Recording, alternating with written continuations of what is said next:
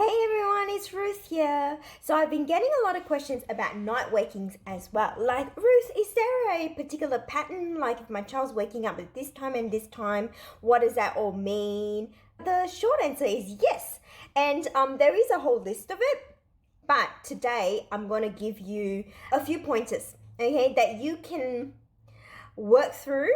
And when your child wakes up in the middle of the night, you get to narrow down, okay? Sleep is all about a process of elimination. So you eliminate this, can't be that, and then can't be that, can't be that.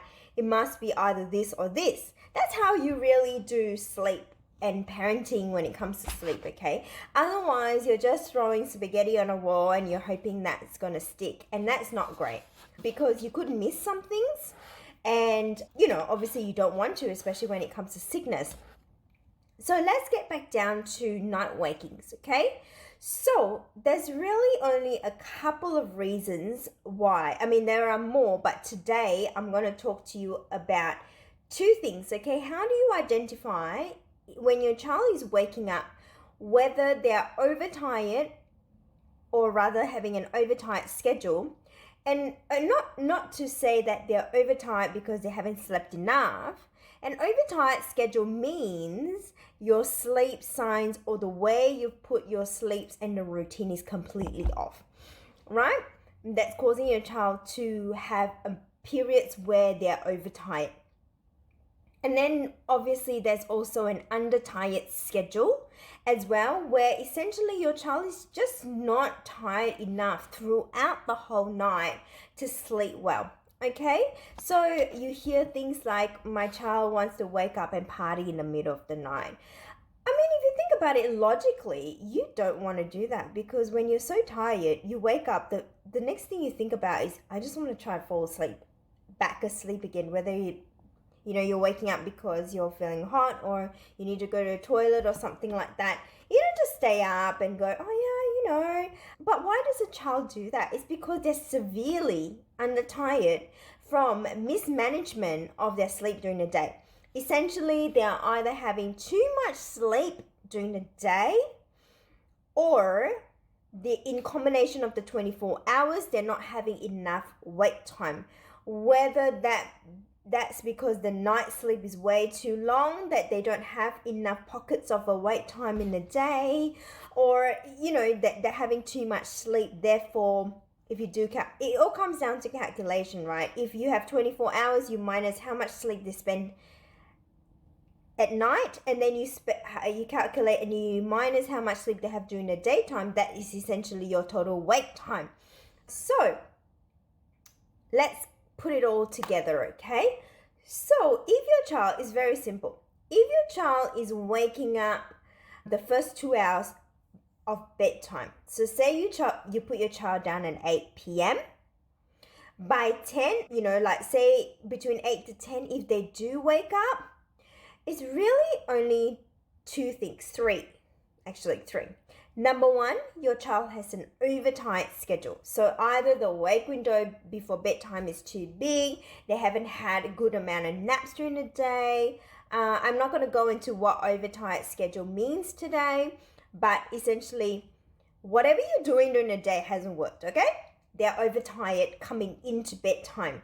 The second reason is that they are either in pain or they're really uncomfortable. Most of the time when the weather changes, they're too hot. Those are the three reasons, okay? Because they're in really deep sleep. The first 2 hours of the night, they go into really deep sleep. There's no dreaming involved, so there's no such thing as nightmares the first couple of hours. Essentially what happens is that when your child is overtired or they have an overtired schedule, okay, they build up all these stress hormones within their body that don't get to be released.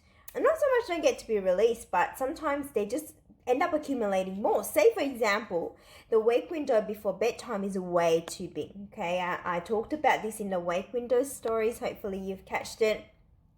For example, if your child's on one nap and the wake window before bedtime is way too big, bigger than the wake window before nap, then you're going to have an overtight schedule. So what happens is that the body accumulates stress. there's no way to release it. But when they go into sleep, what happens is that the body starts going into they go into a machine mode where they're like trying to get rid of all this stress and all this.